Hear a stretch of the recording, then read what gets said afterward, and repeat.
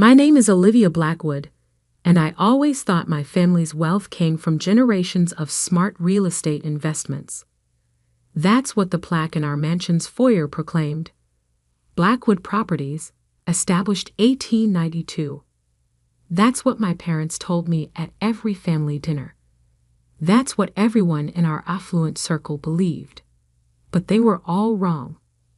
The truth began to unravel the day I decided to renovate our family mansion. At 32, I had finally convinced my parents to let me modernize the aging Victorian estate. They agreed reluctantly, with one strange condition: the basement was strictly off-limits. The foundation is delicate, my mother insisted, her usually confident voice wavering slightly. Any disturbance could compromise the entire structure. I should have noticed how her hands trembled when she said this, how my father's face turned ashen at the mere mention of renovation. But I was too excited about finally bringing the mansion into the 21st century to pay attention to these warning signs. The first few weeks of renovation went smoothly. We updated the kitchen, restored the grand staircase, and modernized the electrical systems. Everything was going according to plan until Marcus, my lead contractor, discovered something odd behind the wine cellar walls. "Miss Blackwood," he called one afternoon, his voice echoing through the empty halls. "You might want to see this." I followed him down to the wine cellar, where his team had been installing new temperature control systems. They had removed some of the old wooden panels, revealing something that made my blood run cold: a door.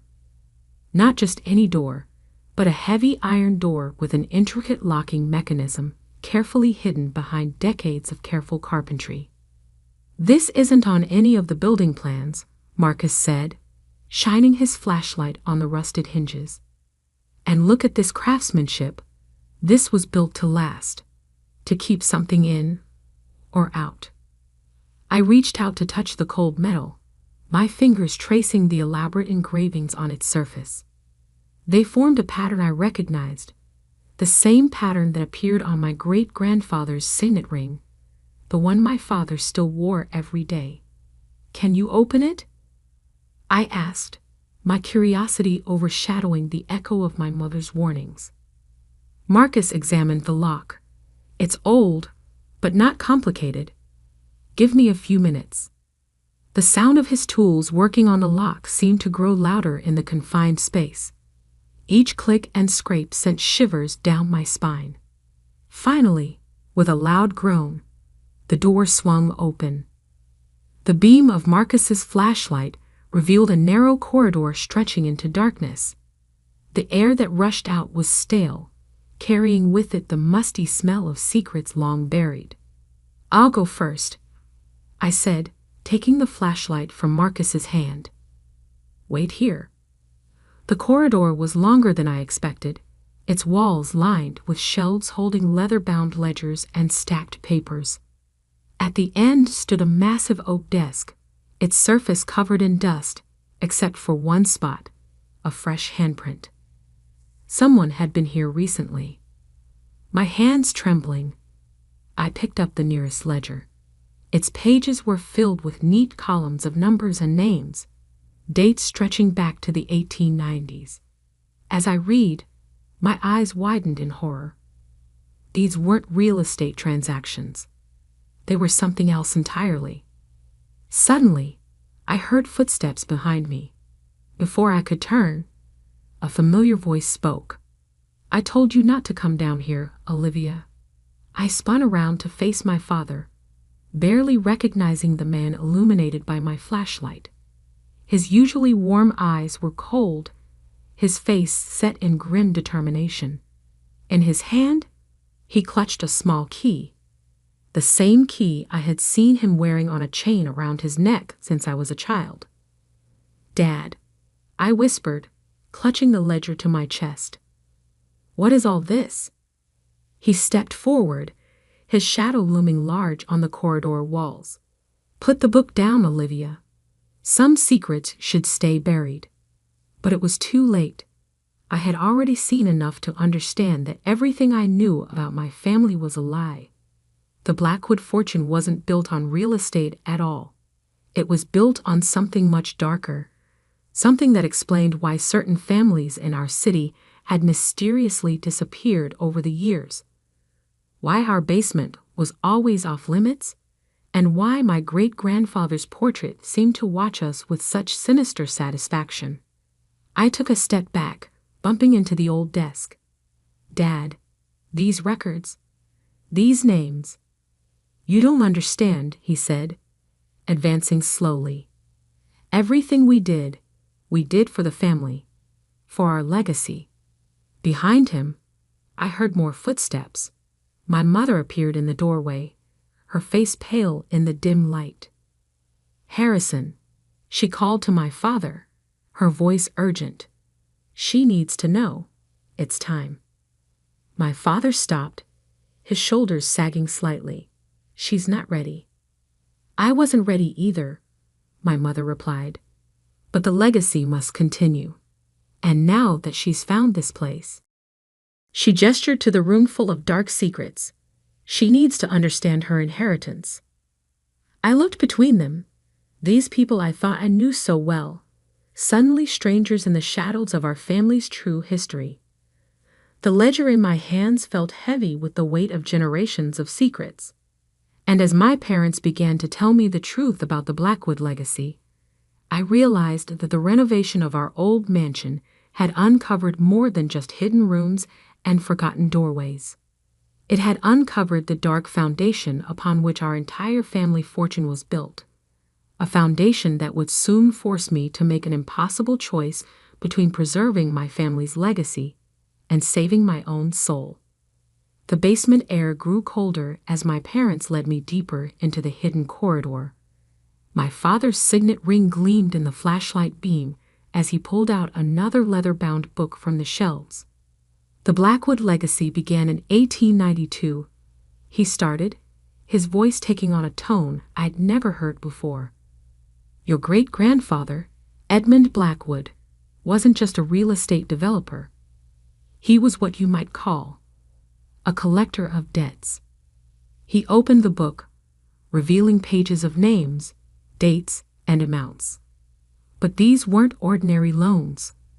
Each entry ended with the same chilling note: property acquired through complete forfeiture. "I don't understand," I said, though a horrible suspicion was beginning to form. My mother's hand touched my shoulder. "Edmund discovered something powerful during the economic crisis of the 1890s. People would do anything to save their homes, their businesses, their families. Anything." My voice trembled. "He offered them contracts," my father continued. "Magical contracts, bound by blood and ancient rituals. They would receive whatever they desperately needed: money, power, success. In return, they pledged something far more valuable than mere property: their souls." I whispered, the words feeling ridiculous even as they left my mouth. But my parents didn't laugh. "Not exactly," my mother said. "Their fate, their future, everything they could or would become. When the contract came due, they simply disappeared. Their properties, their wealth, everything transferred to the Blackwood family." I stared at the ledger, understanding now why certain names seemed familiar. They were prominent families who had mysteriously vanished over the years, their disappearances written off as accidents or unexplained tragedies. "The contracts," my father explained, "were designed by Edmund using knowledge he gained from certain entities, beings that exist in the spaces between what's real and what's not. They ensure the terms are met, one way or another." My mother pulled out another book, this one newer. The business evolved over time. We became more selective, more discreet. Instead of targeting desperate families, we focused on ambitious individuals, people who would trade anything for success. Like the Harritons last year. I remembered suddenly. They won the state lottery, became overnight millionaires. Then their private plane crashed 6 months later. They knew the terms, my father said coldly. 6 months of wealth and success, then complete forfeiture. Everything they gained, everything they were, became part of the Blackwood fortune. This is insane. I backed away from them. You're telling me our entire family fortune is built on stealing people's lives? Their futures? Building, my mother corrected. Present tense. The contracts are still active. In fact, she hesitated, glancing at my father. There's one being negotiated right now. As if on cue, my phone buzzed. A text from Marcus, my contractor. Miss Blackwood, there's someone here to see you about the renovation budget. Says it's urgent. My blood ran cold. The renovation costs, I said slowly. They're higher than expected. You knew I'd need more funding. My father nodded. We arranged for someone to offer help. Someone desperate enough to sign a new contract. No, I shook my head. I won't be part of this. You already are, my mother said firmly. You're Blackwood. The legacy passes to you now. You must learn to manage the contracts, to maintain the family business. And if I refuse, my father's expression darkened. You can't. The moment you entered this room, you became bound to the legacy. The entities that enforce our contracts. They're aware of you now. I looked around the room, suddenly feeling watched by something beyond the shadows. The air seemed to thicken, and in the corners of my vision, I caught glimpses of movement that shouldn't be possible. There's more, my mother added. The contracts require active management. If the Blackwood line fails to maintain them, she shuddered. Let's just say the entities would claim everything, including us. I sank into the old desk chair, my mind reeling. How many? I asked. How many active contracts are there? My father pulled out a modern laptop, incongruous in this ancient space. Currently, 47, each with different terms, different due dates. They need to be monitored, managed. New ones need to be created to maintain the balance. The contractor upstairs, I realized. He would be number 48. If you approve the contract, my mother nodded. It's your decision now.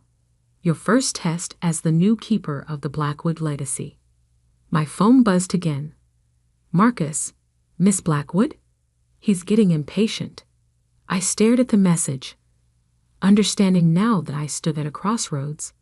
I could run, try to escape this dark inheritance, but my parents' warnings about the consequences rang in my ears. Or I could embrace it, become what generations of Blackwoods had been, collectors of fates, dealers in futures. Standing up, I straightened my jacket and took a deep breath. I need to see all the contracts, every detail. If I'm going to be responsible for this, I need to understand everything. My parents exchanged relieved looks. Of course, my father said, moving toward a modern filing cabinet hidden in the shadows. But first, you need to deal with the situation upstairs. I walked toward the door, then paused. Just tell me one thing. When you paid for my college education, for my first apartment, for everything, whose fate paid for it? The silence that followed was deafening. The Middletons, my mother finally answered. Remember them? The family that owned the bakery downtown. I did remember. They had vanished during my freshman year of college. Their bakery, their home, everything they owned had been mysteriously abandoned overnight. As I climbed the stairs back to the main house, each step felt heavier than the last. Upstairs, a desperate person waited, ready to trade their future for immediate success. and I had to decide whether to continue my family's dark legacy or find another way, if another way even existed. What I didn't know then was that my decision would set in motion a chain of events that would either secure the Blackwood fortune forever or destroy everything my family had built over the past century. I pushed open the basement door, stepping back into the world of light and normalcy. But now I understood. Our mansion wasn't just a symbol of wealth and success. It was a repository of stolen fates, a fortress built on disappeared lives. And I was its new keeper. Marcus waited in the grand foyer, standing next to a man I'd never seen before. The stranger wore an ill-fitting suit and clutched a worn briefcase. Samuel Thompson, according to the contract papers my father had slipped into my hand before I came upstairs. Miss Blackwood, Marcus nodded. Mr. Thompson here has an interesting proposition about funding the renovation. I studied Thompson carefully. Middle-aged, desperate eyes, wedding ring. A man with a family, with a future my family's legacy would erase. Let's talk in the study, I said, leading them away from the basement door. The study walls were lined with photographs, generations of Blackwoods standing proudly in front of their various properties. Now, I understood why none of the pictures included the previous owners. I understand you're having financial difficulties with the renovation, Thompson began, his voice trembling slightly. I represent certain investors who could help. I opened the contract my father had prepared. The terms were clear. Thompson would receive $5 million, enough to save his failing business and put his kids through college. In return, he and his entire family would forfeit their future existence in exactly 3 years. My hand shook as I placed the contract on the desk.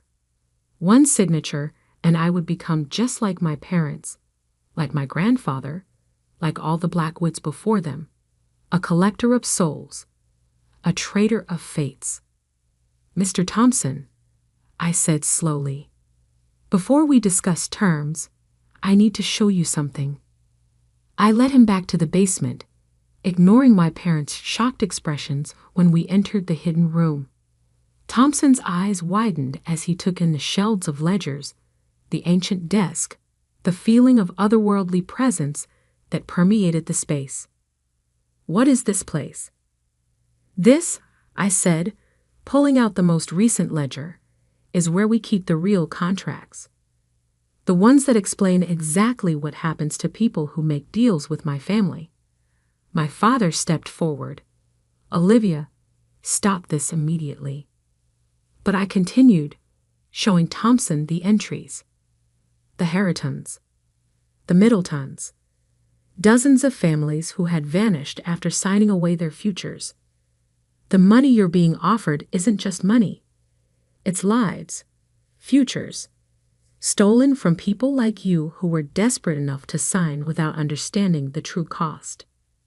The air in the room grew colder. In the corners of my vision, shadows moved in impossible ways. I felt them watching, waiting, those entities my father had mentioned. Olivia, my mother's voice was sharp with warning. You're endangering everything. No, I stood my ground. I'm ending everything.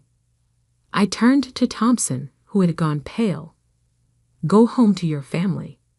Whatever trouble you're in, it's better than the alternative. Trust me.